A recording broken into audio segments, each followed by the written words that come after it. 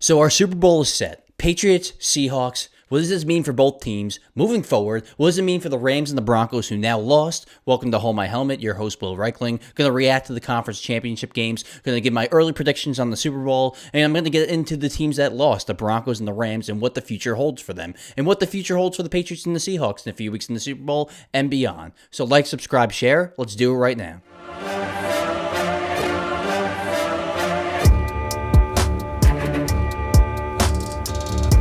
I gotta be honest with you, I've gotten pretty tired of the narrative throughout the season and now in the playoffs that the New England Patriots are frauds and that the New England Patriots do not belong here. And yes, I understand. They had the easiest and not one of the easiest schedules in the regular season. But in this playoffs, they've had to play the Chargers defense, the Texans defense, and the Broncos defense. All top 5 defenses. The Chargers, the top 5 defense, and one of the best head coaches in the league in Jim Harbaugh, and a top 10 quarterback in Justin Herbert. Yes, he has not played well in the playoffs, but all regular season, he was making big-time throws and leading the Chargers to victory, pretty much carrying them.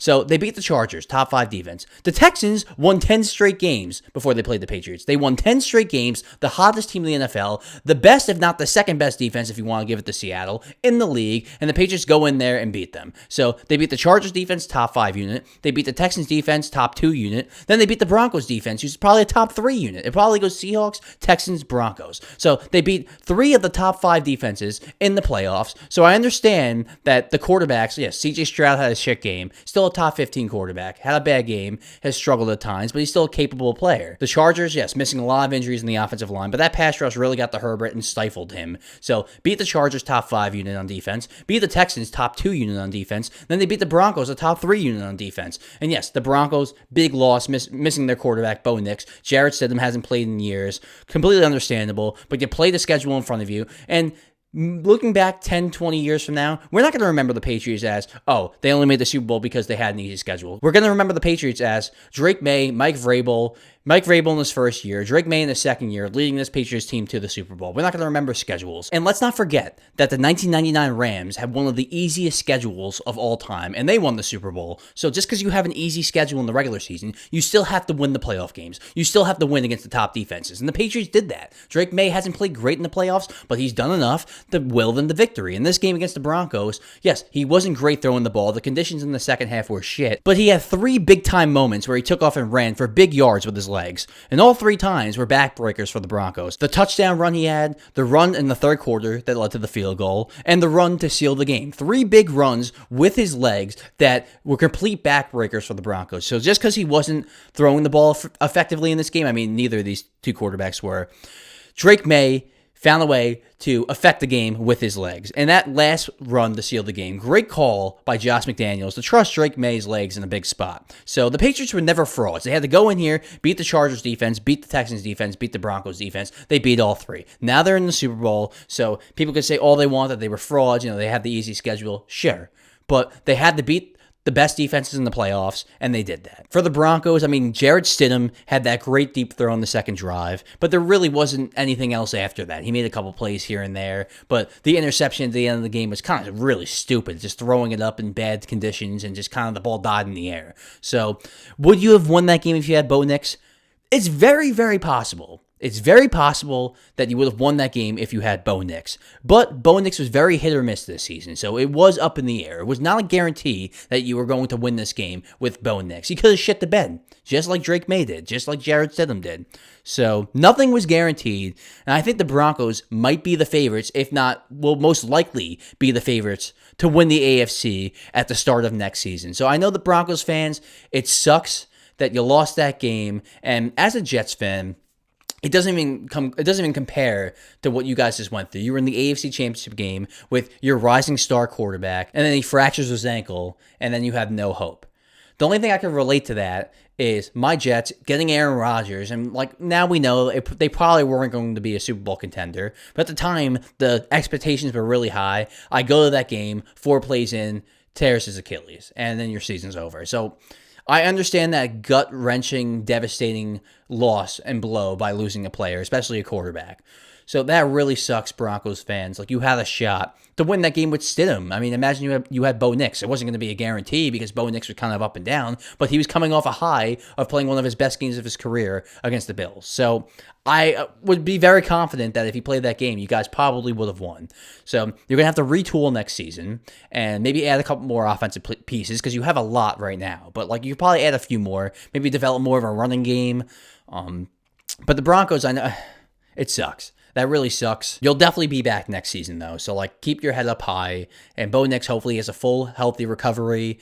And you'll be right back in it. And you probably will be the favorites to win the AFC at the start of next season. That NFC Championship game was probably one of the best conference championship games I've ever witnessed. I mean, the back and forth. Darnold was great. Stafford was great. Puka was great. Devontae Adams was great. Jackson Smith and Jigba was great. Kenneth Walker was great. I mean, just Kyron Williams was great. Blake Corum was great. All the best players in this game, all the stars, came through in this game when they had to.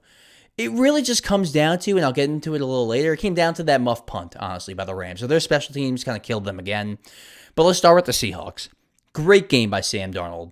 2 big-time throws deep. One to Shaheed, one to JSN. But not only that, not only was he making explosive plays down the field, he was in complete control of that game, going through his progressions quick, going through his progressions smoothly. On the touchdown pass to Cooper Kupp, one guy, second guy, boom, boom, boom. Cup open, throw the ball quickly. He was doing that all game. He was just very efficient, felt very in control, wasn't getting happy feet, wasn't getting happy eyes, wasn't dancing around the pocket, was very controlled and precise with his progressions. And you could argue that that was the best game of Sam Darnold's career. It probably was the best game of Sam Darnold's career, in the biggest moment of his career as well. Can we finally put to rest the whole Sam Darnold choking in big games narrative? Because that's over. He now has 2 playoff wins. The best game he played in his career was the biggest game he's played in his career. So now the whole, he chokes in big spots. That was the best game I've seen from him. That was the most efficient I've seen him. That was the most in control I've seen from him. So Darnold is a great example of why quarterbacks need to be developed, and sometimes they take time. Like, the best examples now you have are Sam Darnold, Baker Mayfield, and Geno Smith, and now even Daniel Jones. Sometimes you have your top quarterbacks like Mahomes, Allen, Burrow, Lamar. That just would work anywhere. Lamar would have worked on the Jets. Lamar would have worked on the Giants. Joe Burrow would have worked in Miami. Joe Burrow would have worked probably in Cleveland. You have those type quarterbacks, the star quarterbacks that carry a franchise no matter what's around them. Josh Allen's a big example of that. Then you have the next group of guys that are talented, very good, but it depends on where they get drafted and the situation they're in and the coach they have. You have examples like Sam Darnold and Baker Mayfield that get drafted to the 2 of the worst quarterback drafting franchises in the history of the league. The Jets and the Browns cannot draft a quarterback to save their life or develop a quarterback to save their life. You end up on those teams in those situations, and yeah, of course you're going to shit the bed. I have not seen a quarterback be successful long-term on the New York Jets. I haven't seen it. So when it happens, let me know. So a lot of quarterbacks, the majority of quarterbacks, it depends on fit.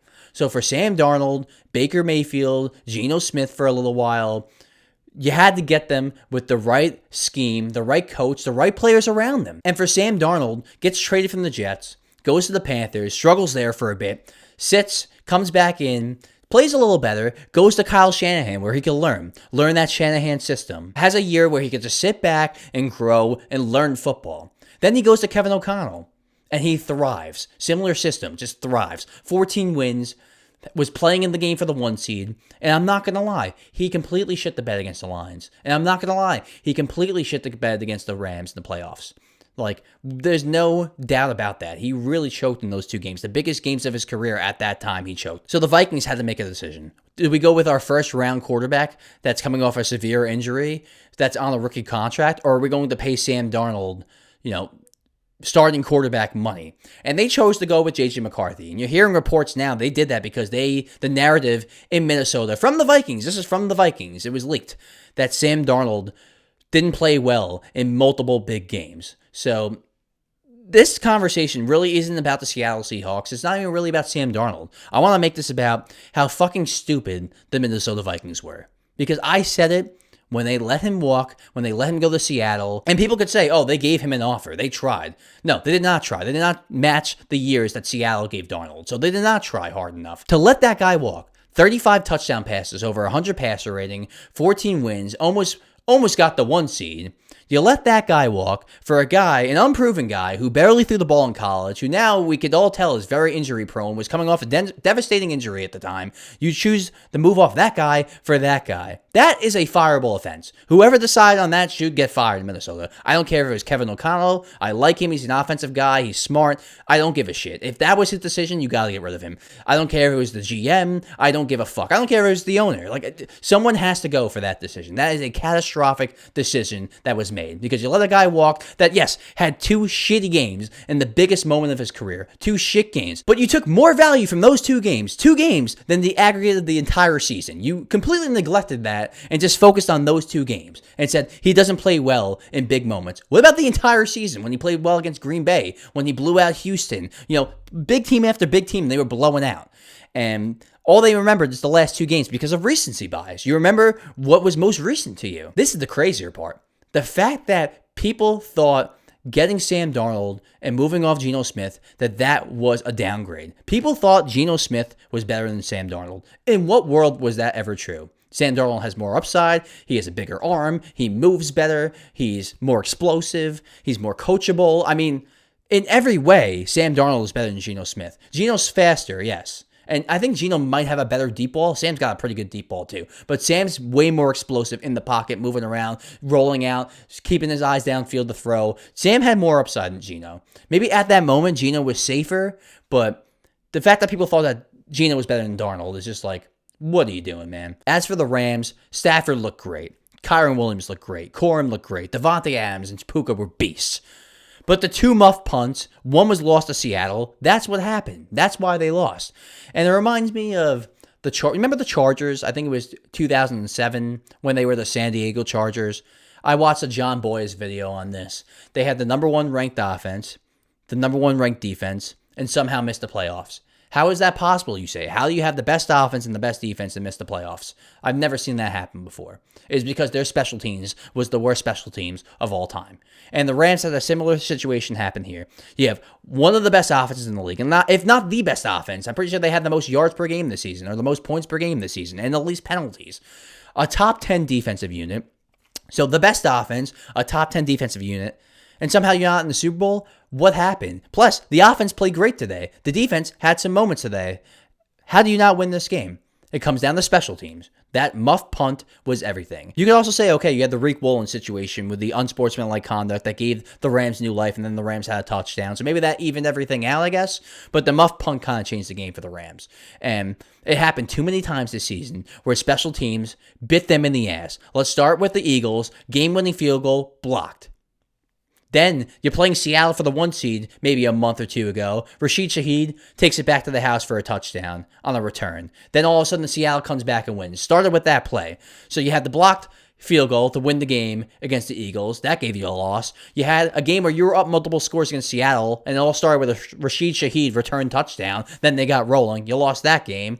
And then now here in the NFC Championship game, you have a muffed punt that pretty much decided the game. So special teams probably cost you your season.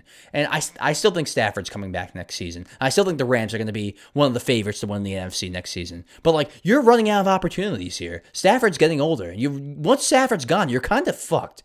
You're kind of fucked. And, there's no one in this draft class to draft and just, say, oh, let's just sit him behind the Stafford and he's the next guy. This is a weak quarterback draft class. So once Stafford goes, you're kind of fucked. You really are. So you have to make the most out of these opportunities. So when you have a situation where you have a great offense and it's rolling and you have young players on defense and everything's just going well for you, and then the third unit, so you got your offense, your defense, the third most important unit, special teams, you neglect. And we've seen this with these offensive coaches from that Shanahan tree. Kyle Shanahan, Sean McVay. They just neglect the special teams. I don't want to say neglect, but it's almost like they don't put enough focus on it and it ends up shitting. It's like sucking. Finally, this year, Kyle Shanahan put focus on it, and it helped them a lot. So it sucks to say that you lost because of special teams, but it really is true. So hopefully the Rams regroup for next season, add some depth, because it really comes down to a depth thing. They weren't deep enough. They didn't have a deep enough roster. Seattle did. So that's why Seattle came on top with the special teams. So Seattle prevails. Rams, close one. It was a classic, though. if you're the Rams, you're really heartbroken because your quarterback played an amazing game. Your receivers were on. Your running back was on. Your defense was making some plays, and then you lose basically because of a muffed punt. Now, last but not least, I want to talk about these two teams in the Super Bowl, the Seahawks and the Patriots.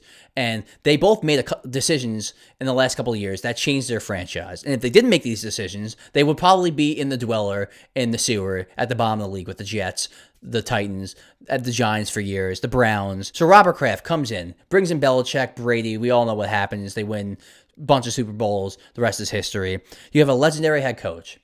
Brady's gone. You have a legendary head coach. You're starting to go 4-13. You're not looking good anymore. It looks like Belichick's past his prime, but he's the best head coach of all time, arguably. Are you going to let him go? Are you going to pivot? Or are you going to stick with this? And Robert Kraft decided to move off that head coach in Bill Belichick. He's decided to move off arguably the best head coach of all time, Bill Belichick. Because let's be honest, we knew it was all over with Belichick. He was hiring a combo of Joe Judge and Matt Patricia to be the OC. And then that completely stunted Mac Jones' development. Let's just be honest about that. He couldn't draft an offensive player to save his life. So it was over. We all knew it was over. It was pretty much said and done at that point. Then they go to Drake Maye for a year, realized it was a disaster, and Kraft pivots off that very quickly. Knew right away that he wanted to hire Mike Vrabel. Knew right away that Vrabel was out there. Knew right away that Vrabel would be the best candidate for this job. I'm pretty sure they barely even interviewed anyone. They were just like, we want that guy. Get the fuck out of here, Mayo. Vrabel, please come. And they got Mike Vrabel. And that turned everything around. Then they draft a player like Drake Maye, and you saw in that Hard Knocks with the Giants, the offseason Hard Knocks, Joe Shane was trying to trade up for Drake Maye. And you have Elliott Wolf on Hard Knocks go, yeah, I think we're going to pick here. Because they knew Drake Maye was special. They knew he had the potential to be special. They were all in on Drake Maye. They were all in on Mike Vrabel. And at a time where it was tough to move off the best head coach of all time, they did that. They bring in another coach. They realized it was a disaster, and they pivot quickly. The biggest advice I could give anyone, like in life, in podcasting, in football, at a job, relationship, if something's not working, you have to pivot off that fast. You cannot double down on something that's not working. Double down on what works and pivot quick on what doesn't work. And Robert Kraft realized that quickly with Belichick and with Drake Maye and pivoted to Mike Vrabel. And that was the best decision the Patriots ever made. Now to the Seahawks, same situation. Seahawks ownership, led by Jody Allen, they had a decision. You had Pete Carroll, won a Super Bowl, got to another, legendary head coach at USC, became a legend in Seattle. The Seahawks ownership had a big decision. Do I move off? Because things weren't working. They were starting to stagnate, and it was starting to become a Mike Tomlin, where they were good, the Seahawks, but they just weren't getting over the top. They were a playoff team, but a first-round exit. So the Seahawks ownership had a big decision to make. Do we move off of Pete Carroll, the legendary head coach, or do we move off of John Schneider? And they chose to move off of Pete Carroll and keep John Schneider. It was the best decision they ever made. They put all their faith into John Schneider over Pete Carroll. It was clearly the right move. They haven't even skipped a beat. 10-7 last year, getting Mike McDonald, who was pretty much the Sean McVay of defense, I've heard. He's a stud. Everyone loves him, complete stud. Haven't skipped a beat. 10-7 last year. Then Schneider moves off Geno, gets a third-round pick, and then they go get Sam Darnold in free agency. I said earlier in the conversation that the fact that people thought that Sam Darnold replacing Geno Smith was a downgrade is just outright crazy. And the fact that they got a third-round pick for Geno, who looks washed. So they get a third-round pick for a quarterback that's pretty much done. They go and sign Sam Darnold, who's had another Pro Bowl season, and people thought that John Schneider was crazy for getting Darnold and crazy for moving off Geno Smith. People said, oh, 2 most important games of the year, Darnold shit the bed. Let's see him win a playoff game. He played 1 playoff game before that. He was in 1 playoff game. We're talking about how he doesn't have success in the playoffs. He only played in 1 playoff game. You're not even giving the guy the chance to make the playoffs and to play playoff games. So Robert Kraft and Jody Allen had some big decisions over the last couple of years to move off some legendary coaches for big unknowns. And they did it, and it paid off big time. So now early take on predictions for the Super Bowl. To me, the main driver in the Super Bowl for my prediction, I just don't know how the Patriots' offensive line stops the Seahawks' defensive line. So early predictions, I'm going to go Seahawks. That might change, but I just think the Seahawks roster, if Darnold plays like that, even if he plays 50% of that and he doesn't turn the ball over, the Seahawks are going to win. They're going to win easily. So early predictions, I'm going to go Seahawks. I think the game's going to be won up front with the Seahawks defensive line against the Patriots offensive line. I think Drake Maye will get sacked a lot. So can Drake Maye turn it up in the biggest game of his life, or will the Seahawks prevail and will Sam Darnold win his first Super Bowl? We will find out in a few weeks, but watch my next video. I'm going to go over the coaching hires and what I think is yay or nay. So stay tuned. Thank you. Take care.